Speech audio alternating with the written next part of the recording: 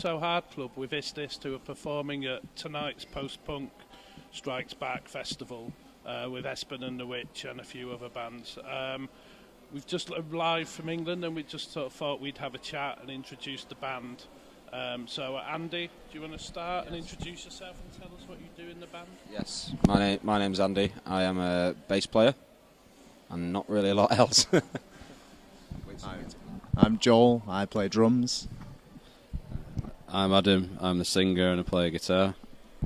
My name's Matt. I do everything else, guitars and synthesizers.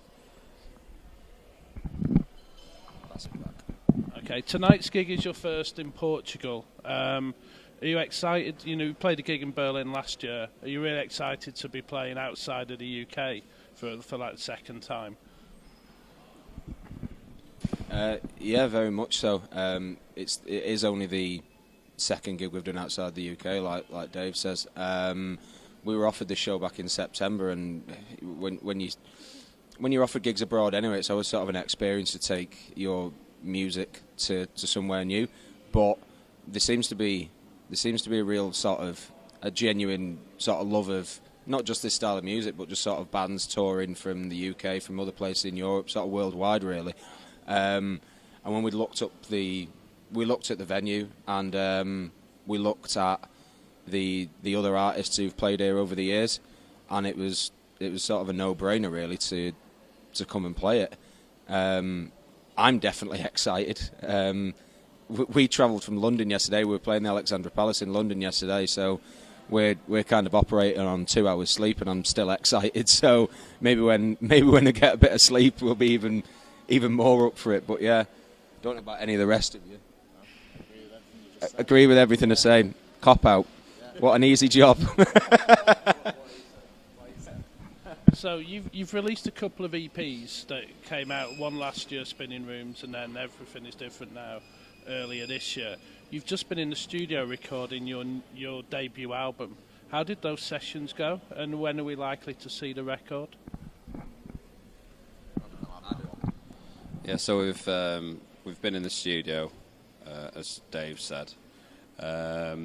It's all been mastered and it's ready to go. We're not sure when yet. We reckon next year at some point. But we're just working out a proper release strategy and thinking about when and what and timing really, and just making sure it sort of correlates with our live shows and other things that we're doing at the time. And the songs from that album, are they songs from the EPs, or is it totally new material? There are no songs on it from the EPs. There are 2 songs that we've previously released as singles. They weren't actually on the EP, on either of the EPs, but they sort of, one of them's the first song we ever wrote, called Night's Arm. We started this band back in, was it late 2014?